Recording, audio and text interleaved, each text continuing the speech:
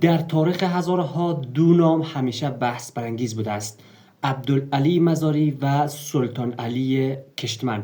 اما سوال این است: کی بیشتر بر سرنوشت هزارها تأثیر گذاشته است؟ مزاری که به عنوان رهبر حزب وحدت شناخته می شود، کسی که شعار عدالت، برابری قومی و حضور هزارها را در قدرت مطرح کرده است.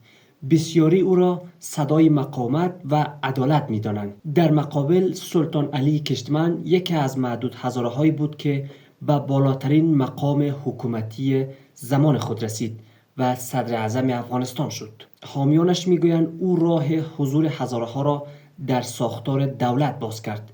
اما منتقدان هر دو دیدگاه‌های متفاوتی درباره این دو دارد. برخی مزاری را قهرمان و برخی سیاست‌های او را نقد می‌کنند.